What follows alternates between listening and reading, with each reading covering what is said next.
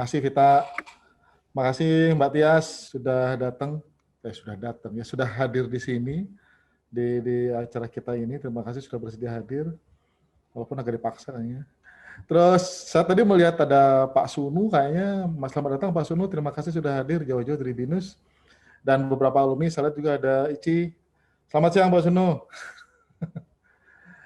Kemudian ada beberapa teman-teman dari alumni juga sudah hadir juga. Ada Bu Ida juga sudah hadir di sini. Terima kasih sudah meluangkan waktu. Ketika menyusun tema ini sebetulnya juga menarik. Sebuah pertanyaan muncul buat saya.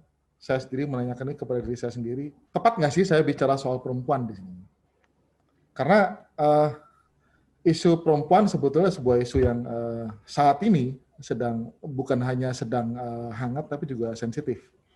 Ada semacam preposisi bahwa yang bisa mendiskusikan, yang bisa membicarakan isu-isu perempuan, termasuk tema yang kita bicarakan hari ini adalah para perempuan, bukan pria, bukan laki-laki, karena bagaimanapun laki-laki tidak akan tahu bagaimana menjadi perempuan.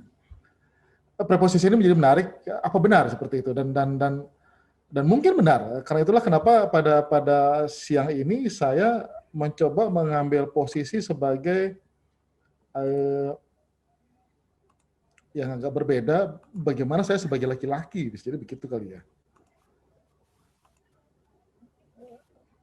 Jadi saya mencoba. Sudah bisa terlihat ya? Sudah, Bang. Oke, sorry. Ya, bagaimana menjadi laki-laki? Itu barangkali yang menjadi semacam sudut pandang yang saya pilih untuk bisa memantik diskusi nanti, karena mungkin sebenarnya di sini bintang tamunya atau the real star-nya lah Mbak Tias, bukan saya. Saya hanya mencoba menjadi pemantik diskusi dalam konteks ini. Bagaimana kita memvisualkan perempuan atau bagaimana visual perempuan yang selama kita sudah lihat sebagai laki-laki tentu saja. Saya tidak mencoba memposisikan diri sebagai seorang, let's say, aktivis feminis, which is I'm not, atau mungkin aktivis perempuan, jelas bukan. Tapi saya mungkin akan banyak atau dekat atau hidup dalam sebuah dunia yang seringkali bersentuhan dengan memvisualkan sosok tidak hanya perempuan tapi juga laki-laki. Jadi, tapi karena konteksnya adalah sosok perempuan, maka ini menjadi menarik. Bagaimana saya menempatkan diri, bagaimana saya memandang itu, dan bagaimana saya bersikap. Dan apalagi kita berhadapan dengan dunia kreativitas.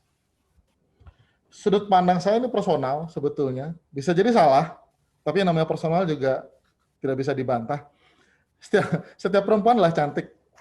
Setiap pria adalah tampan. Kita hanya perlu sudut pandang yang tepat. Ini mengingatkan saya kepada sebuah premis awal bahwa semua manusia itu sempurna, yang tidak bisa melihat itu sempurna hanya karena salah pandang atau salah sudut pandang. Dari konsepsi ini maka ketika kita bicara pilihan untuk visual, maka semua perempuan, semua pria sebetulnya layak untuk divisualkan atau divisualkan ulang, untuk dilihat. Oleh siapa? Ya oleh audiens, oleh siapapun yang kita ingin untuk melihat hasil visual itu. Persoalannya adalah ada garis batas yang sangat jelas antara pria dan perempuan yang mau tidak mau harus saya akui dan kita akui. Sebagai pria saya menikmati banyak privilege sejak kecil, sejak lahir. Pria dibesarkan, dituntut atau dibuat dominan. Karena apa? Banyak. Saya tidak tahu berapa pria yang hadir saat ini selain saya, tapi mungkin kita mencoba refleksi ke diri sendiri dulu bahwa ketika kita sudah lahir pun ada semacam saya tidak mencoba menyalahkan orang lain, tapi ada semacam situasi atau posisi yang menuntut pria itu menjadi dominan. Entah karena tradisi, karena struktur sosial budaya, atau struktur keluarga, atau karena masalah genetika, atau masalah norma-norma sosial yang berlaku di sekitar kita. Misalnya pria nggak boleh menangis misalnya. Sementara asumsinya kalau perempuan, ya kenapa dia menangis? Karena dia perempuan. hal-hal sederhana seperti itu kita selalu, terutama pria, sering kita terima, sering kita apa ya, sering kita ditempatkan pada posisi itu, dan itu menjadi semacam kebiasaan, dan pada akhirnya kita meyakini bahwa seperti itulah pria dan perempuan. Sebaliknya juga dengan perempuan, dia menjadi sangat subordinat karena apa? Tradisi, struktur, sistem sosial budaya sampai saat ini. Dan ada hal-hal yang memang sampai sekarang memang susah dihilangkan, persepsi dan bagaimana kita menghilangkan itu dari pikiran kita, termasuk saya sendiri, ya itu yang susah untuk dihilangkan. Sehingga terjadi garis batas yang jelas antara pria dan perempuan. Ada posisi dominan oleh pria dan subdominan dan posisi ordinan atau under pressure oleh pihak perempuan. Lalu muncul kreativitas. Kreativitas adalah terlepas dari gendernya, kreativitas adalah persoalan ekspresi, bagaimana mengekspresikan sesuatu. Ada sebuah quote yang nanti saya sampaikan, menyampaikan sesuatu, menyampaikan pesan, dan meng-create sesuatu. Kalau kita bicara kreativitas, misalnya kita bicara industri kreatif, misalnya ada semacam definisi bahwa kreativitas adalah mengadakan sesuatu dari hal-hal yang tiada. Jadi menimbulkan sesuatu, inovasi. Dan dalam konteks ini, maka ekspresi, bagaimana kita mengekspresikan sesuatu adalah bisa jadi menimbulkan sesuatu dari hal lain yang tidak pernah kita bayangkan sebelumnya, yaitu berupa imajinasi. Ada hal-hal yang tidak bisa kita lihat di sekitar kita, tapi bisa kita bayangkan dan kita ingin mewujudkan hal itu. Sehingga kreativitas selain bagian dari ekspresi, juga dia adalah perwujudan dari imajinasi. Ekspresi imajinasi itu terbawa oleh bagaimana kita di dunia ini, bagaimana kita memandang orang lain, bagaimana kita hidup, bagaimana kita hidup dalam sebuah sistem. Dan ketika balik lagi ke apa yang pemaparan sebelumnya, sistem kita mau tidak mau memang sistem yang membedakan antara perempuan dan laki-laki, pria dan perempuan. Ada konstruksi di sana, itu yang kita bawa. Dan seringkali konstruksi itulah yang menjadi semacam rasa tidak sadar yang muncul, dan itu mempengaruhi bagaimana kita berekspresi, bagaimana kita berimajinasi, dan bagaimana kita menempatkan itu dalam kreativitas. Dan itulah yang nanti akan semakin lama berkaitan dengan posisi. Posisi apa? Posisi pria dan perempuan. 3 komponen di awal tadi menjadi semacam determinan yang menentukan bagaimana kita memposisikan diri. Bagaimana pria memposisikan diri pada perempuan, dan bagaimana perempuan memposisikan diri pada pria dalam satu struktur sosial atau dalam satu sistem masyarakat. Dan itu menjadi sebuah lingkaran yang tidak pernah berhenti. Tidak hanya sistem sosial, tapi juga kalau kita bicara smart, AI, artificial intelligence, saya menemukan sebuah fakta menarik. Misalnya ketika kemarin sedang rame-ramenya face video, swab video begitu, Anda mungkin kenal ini, Titanic. Kunci saya adalah saya akan ketika memilih mode ini, saya akan menjadi Leonardo DiCaprio.